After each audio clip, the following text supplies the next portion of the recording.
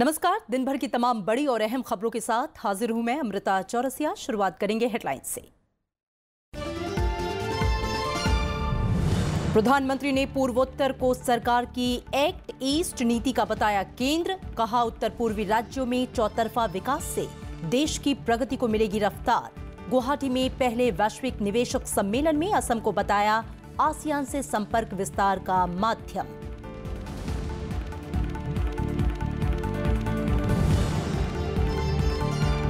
प्रधानमंत्री ने छात्रों का तनाव कम करने के लिए लिखी किताब एग्जाम वॉरियर्स। विदेश मंत्री सुषमा स्वराज और मानव संसाधन मंत्री प्रकाश जावड़ेकर ने किया विमोचन। प्रधानमंत्री 16 फरवरी को देश भर के छात्रों से करेंगे सीधा संवाद।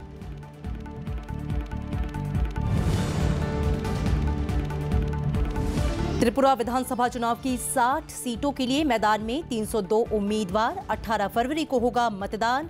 मेघालय विधानसभा चुनाव के लिए बीजेपी की पहली सूची में 45 उम्मीदवार। सभी 60 सीटों पर 27 फरवरी को वोटिंग। नए और छोटे परमाणु बम विकसित करेगा अमेरिका। पेंटागन की 2018 न्यूक्लियर पोस्चर रिव्यू जारी। राष्ट्रपति डोनाल्ड ट्रंप ने कहा 21वीं सदी में बढ़ती चुनौतियों के मद्देनजर नई रणनीति।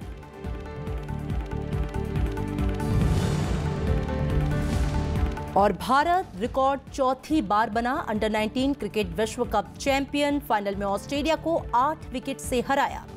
मनजोत कालरा ने जड़ा शानदार शतक। राष्ट्रपति, उपराष्ट्रपति और प्रधानमंत्री ने दी बधाई।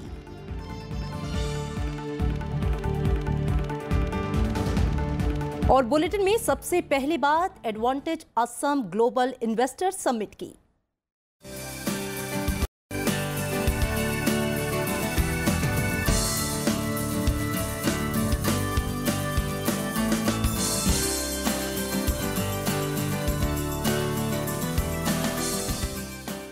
प्रधानमंत्री नरेंद्र मोदी ने कहा है कि पूर्वोत्तर राज्य असम प्रगति के पथ पर आगे बढ़ रहा है और एक्ट ईस्ट पॉलिसी लोगों को जोड़ रही है।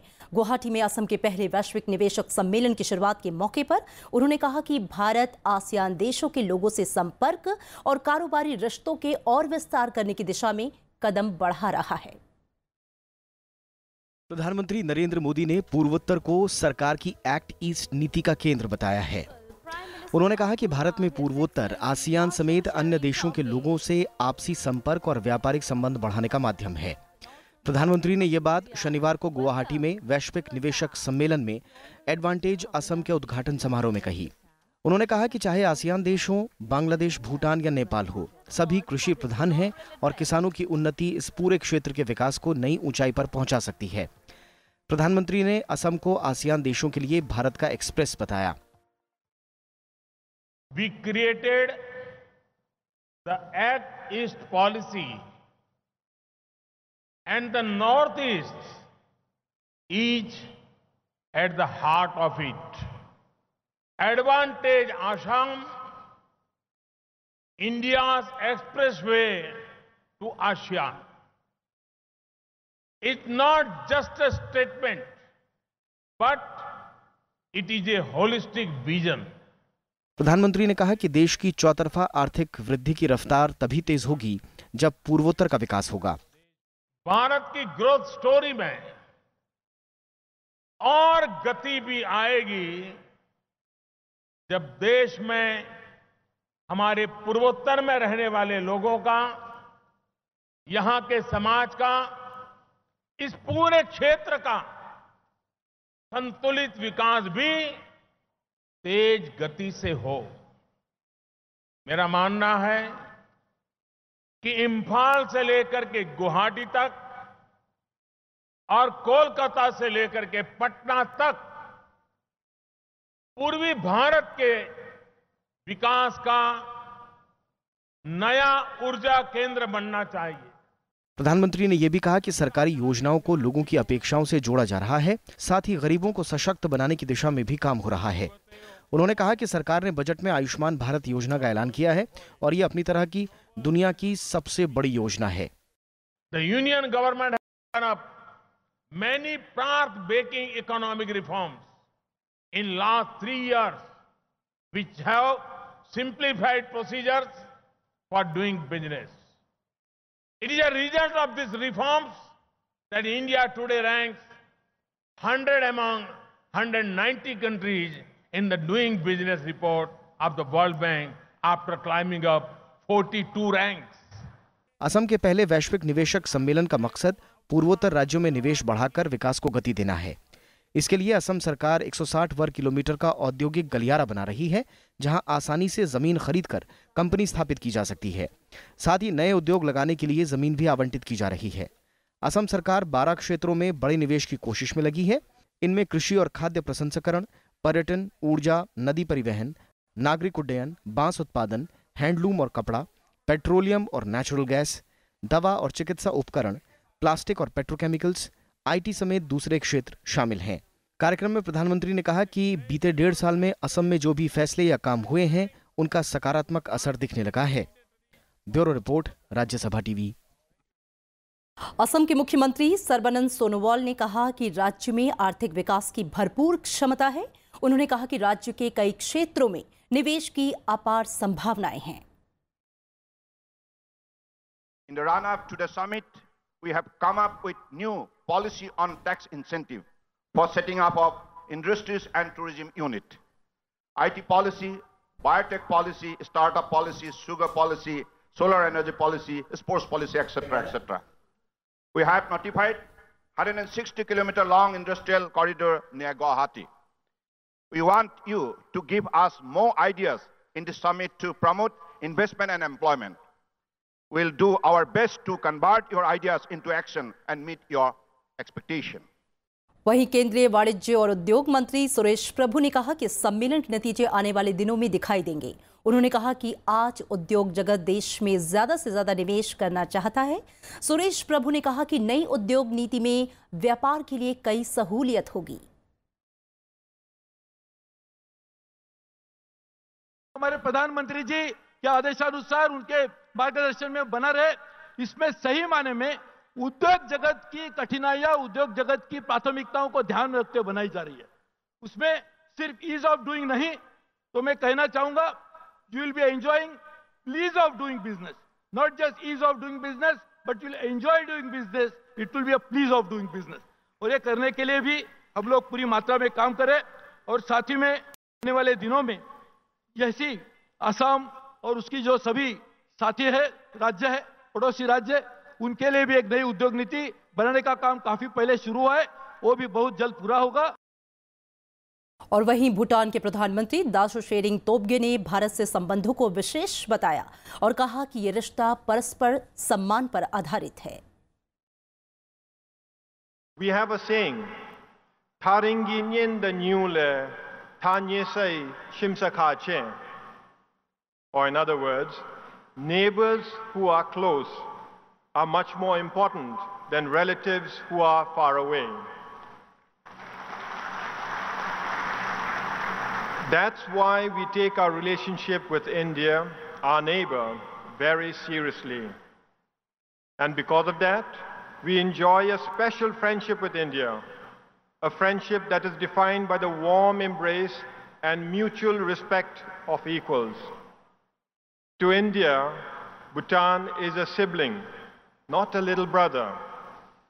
And to Bhutan, India is an older sibling, not big brother. In the past 50 years, Bhutan and India have worked together as sovereign brothers politically, economically, and socially for the benefit of both our great nations. And we have also worked together closely to protect our mutual security interests. वित्त मंत्री अरुण जेटली ने कहा है कि बीते 2 सालों में सरकार की तरफ से उठाए गए कदमों के चलते देश की अर्थव्यवस्था मजबूत हो रही है। उन्होंने कहा कि सूक्ष्म और लघु उद्योग मजबूत होती अर्थव्यवस्था में अहम भागीदारी निभा रहे हैं। वित्त मंत्री ने यह बात संवेदी सूचकांक क्रिसिडेक्स की शुरुआत के मौके पर कही। इस सूचकांक को क्रिसिल और सिडबी ने मिलकर विकसित किया है। सूक्ष्म और लघु उद्योगों के रुझानों की सटीक जानकारी के लिए देश में पहले संवेदी सूचकांक की शुरुआत हो गई है। शनिवार को वित्त मंत्री अरुण जेटली ने सूचकांक का उद्घाटन किया। उन्होंने कहा कि सूक्ष्म और लघु उद्योग भारतीय अर्थव्यवस्था की रीढ़ हैं। This now also is a phase for consolidation as far as the economy is concerned. And this phase of consolidation will also be led by this particular sector, the MSME sector.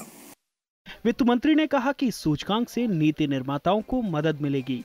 दरअसल क्रिसिडेक्स सूचकांक सूक्ष्म और लघु उद्योग के रुझान को नकारात्मक से सकारात्मक तक के पैमाने पर मापेगा। वित्त मंत्री ने कहा कि आंकड़ों की तस्वीर साफ होने पर बाजार पर भी बेहतर असर पड़ेगा। What are the challenges to that sector? What are the strengths of that sector? What is the cause of optimism? And where is it that the shoe pinches itself? Will all become clear once this objective index comes up. बाजार में सूक्ष्म और लघु उद्योगों के कामकाज के सटीक आंकड़ों को जानने के लिए अब तक कोई ठोस इंतजाम नहीं था। शनिवार से शुरू हुए क्रिसिडेक्स में 2 सूचकांक होंगे, जिनमें तिमाही आधार पर आंकड़े मिलेंगे। क्रिसिडेक्स से संभावनाओं से भरे नए क्षेत्रों की पहचान में भी मदद मिलेगी। वो इन्फॉर्मेशन मिलेगा ना, अभी किस तरफ से एमएससी चल रहे हैं, अच्छा है नहीं बुरा, उसका इन्फॉर्मेशन नहीं है अभी तक। तो ये सेंटिमेंट सर्वे आपको पता चलेगा, वो कैपेसिटी कैसे चलने वाला है, ऑर्डर बुक कैसा है, डोमेस्टिक डिमांड कैसा है, इंटरनेशनल डिमांड कैसा है। तो वो micro and small and enterprises का इन्फॉर्मेशन तो मिलेगा आपको ज़रूर क्वार्टर ऑन क्वार्टर। दरअसल सरकार एमएसएमई सेक्टर पर काफी जोर दे रही है। पहला संवेदी सूचकांक इस कड़ी में बड़ी पहल साबित हो सकता है। इस साल बजट में भी सूक्ष्म, लघु और मध्यम उद्योग को बढ़ावा देने के लिए कई प्रावधान किए गए। नवविक्रम सिंह, राज्यसभा टीवी। शेयर बाजार में शुक्रवार को हुई गिरावट को जानकार तात्कालिक मान रहे हैं। हाल में सेंसेक्स में भारी उछाल के बाद बाजार में करेक्शन होता है, इसे बजट से जोड़कर देखना सही नहीं है। आम बजट पेश होने के बाद 36,000 के ऊपर चल रहे सेंसेक्स में आई गिरावट बाजार विशेषज्ञ करेक्शन के तौर पर देख रहे हैं। There was a correction of 800 points something. LTCG के आने के बाद थोड़ा इम्पैक्ट तो आना था, एंड वो कुछ इम्पैक्ट इसमें नजर आया है, बट जल्दी ही मेरे ख्याल से markets would also revert back to the fundamental aspects of it, and ये असर जो है वो खत्म हो जाना चाहिए। साल की शुरुआत यानी 1 जनवरी से 29 जनवरी के बीच सेंसेक्स की चाल पर नजर डालें तो सेंसेक्स 33,800 के स्तर से 36,283 तक गया, यानी 29 दिनों में इसने 2,471 पॉइंट बटोरे। ऐसे में इस गिरावट को बजट को लेकर बाजार की प्रतिक्रिया नहीं माना जा सकता है। Markets valuations were very high, so market was looking for a reason to correct, and I think this has come in that form. So that's the reason that market is corrected. एक स्वस्थ share बाजार का नियम है, हर बड़े उछाल या एक लंबे खरीदारी के दौर के बाद बिकवाली का दौर आता है। उम्मीद है कि अगले हफ्ते शेयर बाजार हो जाएगा। Bureau report, Rajya Sabha TV. और यहाँ लेंगे एक छोटा सा ब्रेक, आप देखते रहिए राज्यसभा टीवी।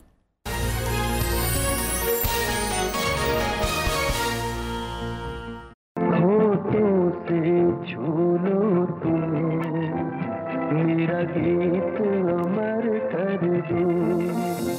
उनकी आवाज जो थी was so rich and so heavy. नींद के गांव में आज यादों का बाजार है। नींद के गांव में आज यादों का बाजार है। आज भी उनका जिक्र होता है तो अर्थ के गाने याद आते हैं, उनकी शख्सियत याद आती है। झुकी झुकी सी नजर बेकरार है कि नहीं। मैंने छोड़ी नहीं, फिल्म इंडस्ट्री ने मुझे छोड़ दिया। तुमको देखा तो ये ख्याल आया। मैं जगजीत में इस बार पर्दे पर पारी की दास्तान, रविवार शाम 7 बजे राज्यसभा टेलीविजन पर। ऐसा विकास जिसमें दलित, आदिवासी, अल्पसंख्यक और महिलाएं पीछे ना छूटें। पिछले 4 बरस में इस मसले पर खूब चर्चा हुई है। इस दौर में कई ऐसे लोगों की सफलता की कहानी भी सामने आई है जो विकास की दौड़ में कहीं नहीं थे।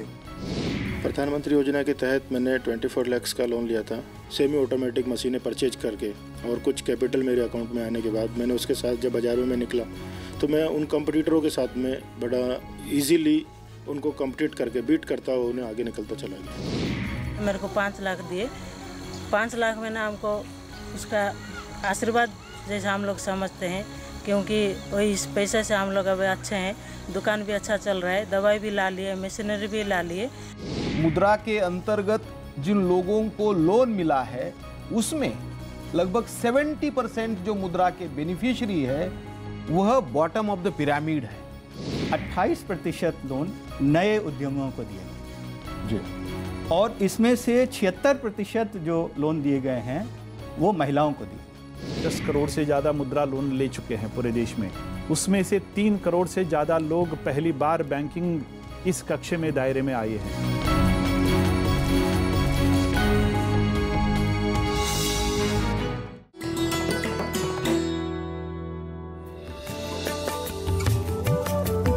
गोमतेश्वर कर्नाटक में श्रवणबेलगोला की पहाड़ी पर स्थित भगवान बाहुबली को समर्पित 57 फीट ऊंची ये मूर्त है।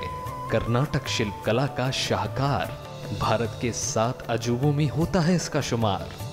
इतनी बुलंद कि 30 किलोमीटर दूर से भी आप कर सकते हैं इसका दीदार।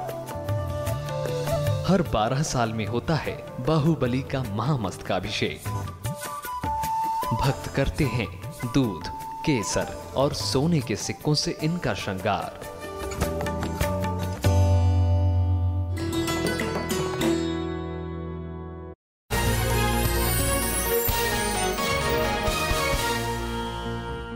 ब्रेक के बाद स्वागत है आपका। परीक्षा के तनाव से मुक्ति दिलाने के लिए प्रधानमंत्री नरेंद्र मोदी की छात्रों के लिए लिखी किताब एग्जाम वॉरियर्स का आज विमोचन किया गया। स्कूल के बोर्ड इम्तिहानों से ठीक पहले विदेश मंत्री सुषमा स्वराज ने किताब का लोकार्पण किया। प्रधानमंत्री इसके पहले मन की बात कार्यक्रम में भी परीक्षाओं के दौरान तनाव पर चिंता जाहिर कर चुके हैं।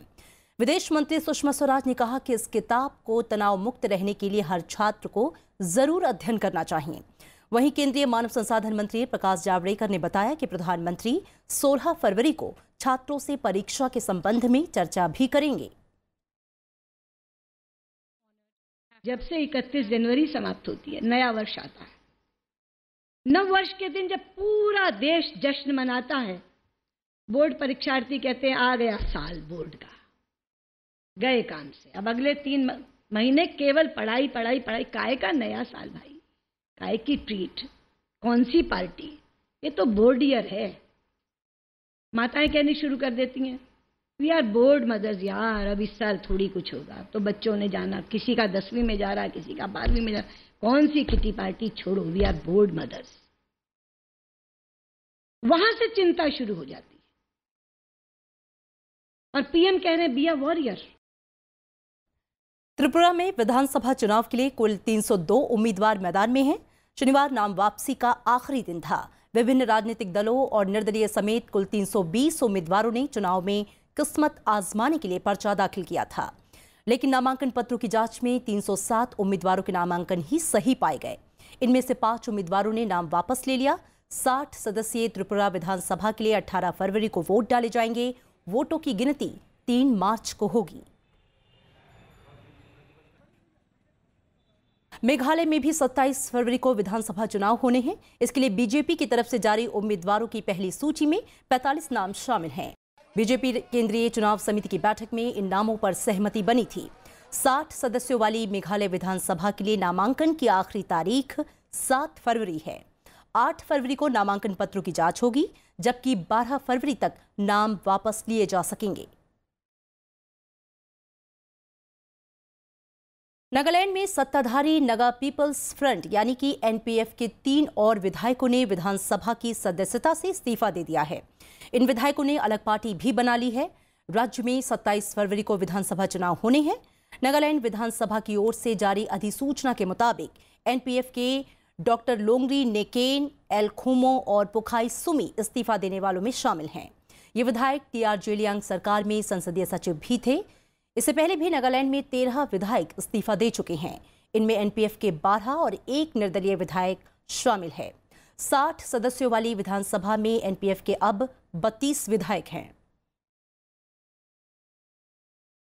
मध्य प्रदेश के मुख्यमंत्री शिवराज सिंह चौहान ने आज अपने मंत्रिमंडल में 3 नए मंत्रियों को शामिल किया है। राज्यपाल आनंदीबेन पटेल ने बालकृष्ण पाटीदार, नारायण सिंह कुशवाहा और जालम सिंह पटेल को मंत्री पद की शपथ दिलाई। बालकृष्ण पाटीदार खरगोन, नारायण सिंह कुशवाहा ग्वालियर दक्षिण और जालम सिंह पटेल नरसिंहपुर से विधायक हैं। शपथ समारोह में मुख्यमंत्री के साथ वरिष्ठ मंत्री शामिल थे। शिवराज सिंह चौहान मंत्रिमंडल में मुख्यमंत्री समेत 20 कैबिनेट मंत्री हैं, साथ ही 9 राज्य मंत्री भी हैं। संवैधानिक प्रावधानों के अनुसार राज्य में अधिकतम 35 मंत्री हो सकते हैं। बीजेपी साल 2003 से मध्य प्रदेश में सत्ता में है। राज्य में इस साल के आखिर में विधानसभा चुनाव होने हैं। सरकार ने प्याज पर से न्यूनतम निर्यात मूल्य हटा लिया है। इससे प्याज के निर्यात को बढ़ावा मिल सकेगा। विदेशी व्यापार महानिदेशालय ने कल ये जानकारी दी। वाणिज्य मंत्री सुरेश प्रभु ने ट्वीट कर बताया कि सरकार कृषि उत्पादों के निर्यात को बढ़ावा देने के लिए प्रतिबद्ध है। जनवरी में सरकार ने प्याज पर न्यूनतम समर्थन मूल्य में $150 की कमी की थी। कीमतों को काबू में रखने के लिए समय समय पर न्यूनतम निर्यात मूल्य लागू किया जाता है।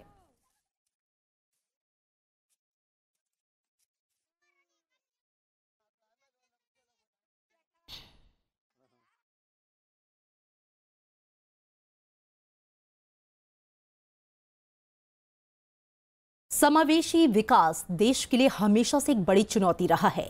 समावेशी विकास यानी विकास का लाभ देश के हर तबके तक पहुंचना और विकास के सफर में सबको साथ लेकर चलना। ऐसा विकास जिसमें दलित, आदिवासी, पिछड़े, अल्पसंख्यक और महिलाएं पीछे ना छूटें। लेकिन पिछले 3 से 4 बरस में नरेंद्र मोदी की सरकार ने startup India, stand up India या फिर प्रधानमंत्री मुद्रा योजना जैसी योजनाओं से देश में वित्तीय समावेश में ऐतिहासिक काम किया। ये दावा कौशल विकास और उद्यमिता राज्य मंत्री अनंत कुमार हेगड़े ने राज्यसभा टीवी के खास कार्यक्रम सरोकार में किया। प्रधानमंत्री मुद्रा योजना, stand up India, startup India जैसी योजनाओं से ऐसे वर्गों से उद्यमी आए हैं जो विकास की सीमा से कहीं दूर खड़े थे। राज्यसभा टीवी के खास कार्यक्रम सरोकार में कौशल विकास और उद्यमिता राज्य मंत्री अनंत कुमार हेगड़े ने कहा कि इन योजनाओं से करोड़ों लोगों को पहली बार बैंक कर्ज मिल पाया है। 10 करोड़ से ज़्यादा मुद्रा लोन ले चुके हैं पूरे देश में। ये छोटा आंकड़ा नहीं है। उसमें से 3 करोड़ से ज़्यादा लोग पहली बार बैंकिंग इस कक्ष में दायरे में आए हैं। प्रधानमंत्री मुद्रा योजना में 70% से ज़्यादा कर्ज महिलाओं और समाज के कमज़ोर और पिछड़े तबकों को मिला है। जो 10 करोड़ मुद्रा के अंतर्गत जिन लोगों को लोन मिला है उसमें 15%, 15% are from schedule caste and schedule tribe beneficiary. फिर माइनॉरिटी है, OBC, lower rung of OBC, लगभग 70% जो मुद्रा के बेनिफिशियरी है वह बॉटम ऑफ द पिरामिड है। 28% लोन नए उद्यमियों को दिए गए जी, और इसमें से 76% जो लोन दिए गए हैं वो महिलाओं को दिए गए और 56% जो हैं वो SC, ST और OBC। इन योजनाओं से वित्तीय समावेश की हौसला बढ़ाने वाली कई कहानियां भी सामने आ रही हैं। कुछ ऑटोमेटिक प्लांट्स के कंपटीटर मेरे सामने खड़े हुए थे जिनकी वजह से मैं बाज़ार को फेस नहीं कर पा रहा था। फिर मेरे को पता चला कि PMEGP के तहत इजीली एक लोन प्रोवाइड हो जाता है। मैंने उसकी फाइलिंग की, जो भी उसका प्रोसेस था वो फुलफ़िल किया और मुझे इजीली एक लोन जल्द से जल्द प्रोवाइड किया गया। बैंक से मुझे इजीली मिल गया। मैंने उसके बाद सेमी ऑटोमेटिक मशीनें परचेज करके और कुछ कैपिटल मेरे अकाउंट में आने के बाद मैंने उसके साथ जब बाज़ारों में निकला तो मैं उन कंपटीटरों के साथ में बड़ा इजीली उनको कंप्लीट करके बीट करता हुआ उन्हें आगे निकलता चला गया। लोन लेने के बाद मैंने मशीनें बढ़ा ली हैं, काम बढ़ा है, ऑर्डर्स मेरे पास आ रहे हैं, उससे सोर्स तो बढ़ी रही है, आर्थिक प्रॉब्लम तो ऑलरेडी दूर ही हो रही है। खुद कूट के बनाते थे, बहुत ज़्यादा मर जाते थे, हम लोग दे नहीं सकते थे। इसीलिए ना मैं गवर्नमेंट से बोल के PMR हुए एक लोन किए, वही हिसाब से मेरे को 5 लाख दिए। वही इस पैसे से हम लोग अभी अच्छे हैं, दुकान भी अच्छा चल रहा है, दवाई भी ला लिए, मशीनरी भी ला लिए। 4 लाख पूरा दे दिए हैं लोन, पूरा दे दिए, अभी 1 लाख है देने के लिए। ये कहानियां उन उद्यमियों की हैं जो समाज के कमजोर, आदिवासी और दलित तबके से आते हैं। हालांकि इन योजनाओं को अभी और सफर तय करना है और मंजिलें पानी हैं। श्याम सुंदर, राज्यसभा टीवी। हमारा खास कार्यक्रम सरोकार आप कल रात 8 बजे देख सकते हैं। और कुछ अंतर्राष्ट्रीय खबरें। अमेरिका अपने परमाणु हथियारों के जखीरे का आधुनिकीकरण करने जा रहा है। अमेरिका ने कहा कि वो नए और छोटे परमाणु हथियारों को विकसित करेगा। राष्ट्रपति डोनाल्ड ट्रंप के मुताबिक 21वीं सदी में बढ़ती चुनौतियों के मद्देनजर नई रणनीति बनाई गई है। पेंटागन में 2018 न्यूक्लियर पोस्टर रिव्यू जारी होने के बाद अमेरिकी राष्ट्रपति ने कहा कि इसका लक्ष्य परमाणु कमान, नियंत्रण, संचार, सेना के तीनों अंगों और दोहरी क्षमता वाले विमानों के साथ साथ परमाणु बुनियादी ढांचे को आधुनिक बनाना है। उन्होंने कहा कि नई रणनीति का लक्ष्य परमाणु हथियारों के इस्तेमाल को न्यूनतम करना है। इसके अलावा नई नीति अमेरिका उसके सहयोगी और साझेदारों के खिलाफ रणनीतिक हमलों को रोकने की क्षमता बढ़ाएगी।